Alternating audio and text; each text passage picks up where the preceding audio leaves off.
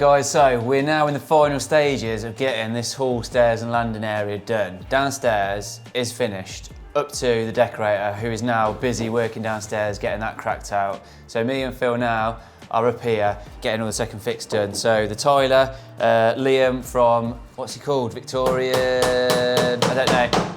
His name will be popping up somewhere now. He has done this floor and he's done an awesome job of it.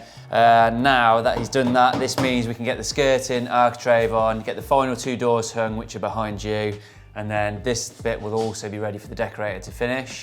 And then we're pretty much done. There's a few bits to do out the front, but that's it. A few snags, not many snags obviously, because we're good. So we've sorted out the snags along the way, and then that's it. We'll be finished here. We can give you the final walk around, and then we're on to the next one.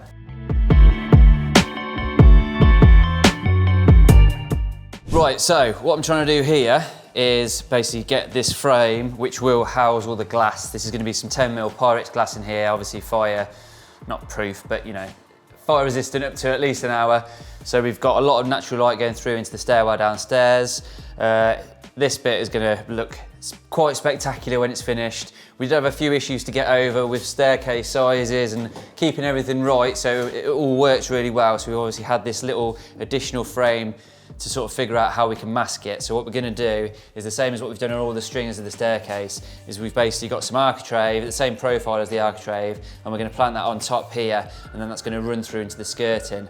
It is a little bit of a nightmare because down here you can see I'm trying to make this joint work because there's lots of different angles going on. We've also had to make sure that we totally cover the width of this. We're having to kick this out slightly so that this edge detail here looks right, which means then when I come to the skirting, it's not just a straight bisecting of the angle, it's all over the place and lots of different angles, so we've got to get over that as well. So it's a bit of a head scratcher, but once this is done and that all ties in nicely and it's all painted, this will look absolutely mint. It goes really well with just all the stuff. It will just tie in nicely with the architrave and stuff like that as well. So yeah, it's a bit of fun, but we'll get there and it will look $1 million when we're done with it. Right, I better crack on and get this done because I've been working on this for far too long already.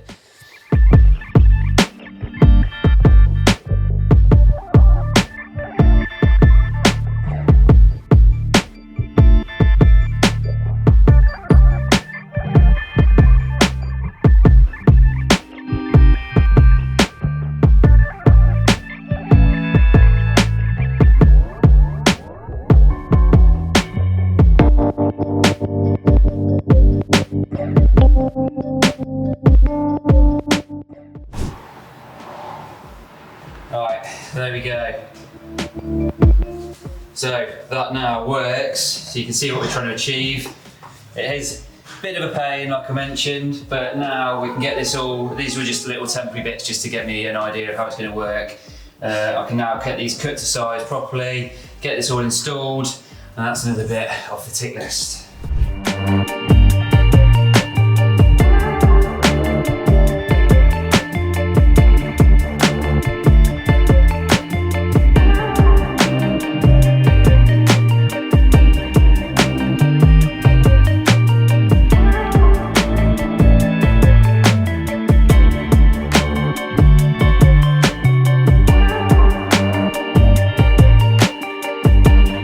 Right, so I've got my little bit of skirting done around here. You saw that I had my pieces cut, so I've got my angle sorted out. And what we have to do, as I mentioned, is sort of kick the top of it back so it lines in nicely with this. So I've cut out, basically channeled a bit out the back of the skirting here. I needed to make a new one because this was, yeah, basically because I'd cut that out, it reduced the height of it and I wanted to line through with that, so I've had to make a new one. And then just channel this out and then basically bend it back like that so it creates that sort of angle. Phil had asked me earlier when I did it if I'd pinch my fingers in it because he did it when he did it, and I said no, I was quite proud of that, and I've just gone to do it again and cut my fingers. Yeah, what an idiot. Right, now I've done that, I'm basically just going to get this taped up to temporarily hold it. I'll fire some glue in there as well so this can be going off, and then what I've got to do is effectively scribe around this skirt in here so that slots in nicely, cut the angles from my template that I've already made, and then hopefully, not hopefully, definitely this will just drop straight in there. I can get that top piece on and then that's this section done. Right, let's do it.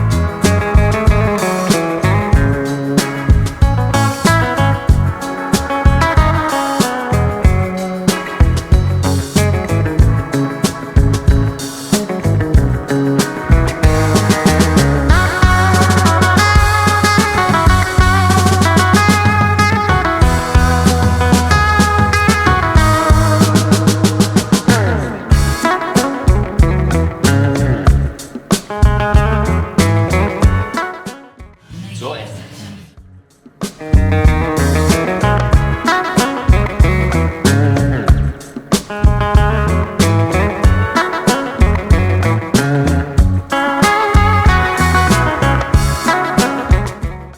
Hoping this is going to work, because normally what you do if you're trying to do a scribe, obviously you'd have a flat piece of skirting, cut your 45 like that, and then you would scribe around this profile here, and then that will give you what you need. However, because this is obviously angled like that, and I'm trying to go into a straight piece, it's going to be a bit of a nightmare.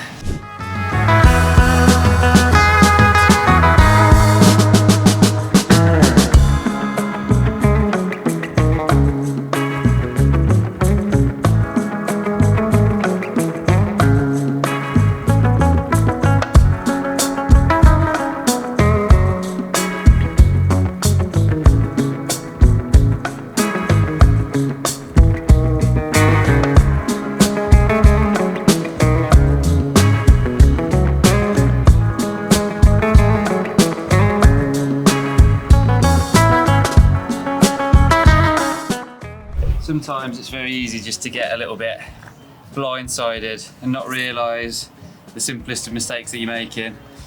I don't know how I managed to cock it up completely before, but now it's sorted and it'll fit. So now all I need to do is do the other miters so that my top piece of architrave joins down into it. And that's it, it's done.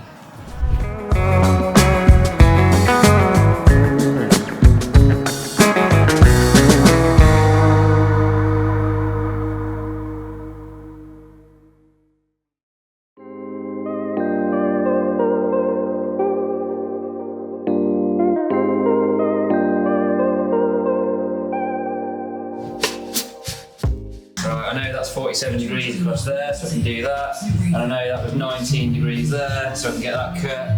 And that's it, that'll just drop straight in.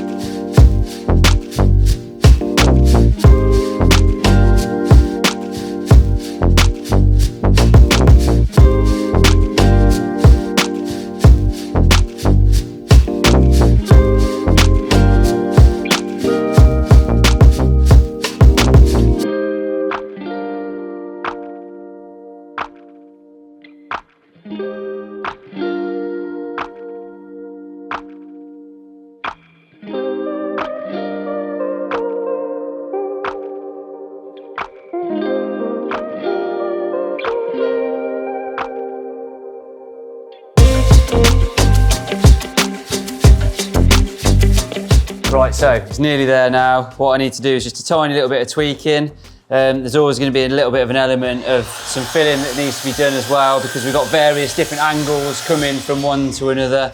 So there's always going to be a little bit of fettling, but I'm pretty happy with where I am now. Now all I need to do is just get this top bit cut, sort out the angle at the top, because there's yet another angle to deal with at the top, and then we are good to go.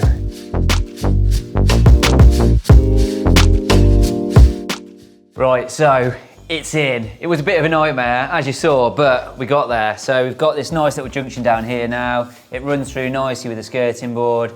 The skirting board around here is slightly lower than the rest of the skirting board in the entrance hallway. However, we've done it purposely so it fits nicely underneath this tread here and underneath this little bead detail. We wanted it all to run through smoothly and look right, so that was the way that we had to do it. It was a bit of a faff that end as well, because we've got this roll just to peel it. We've got this bit here, so we had to make that work nicely into that. But we got there, it looks good, and it's going to serve the purpose of masking this over as well. So it's pretty much a win-win for that.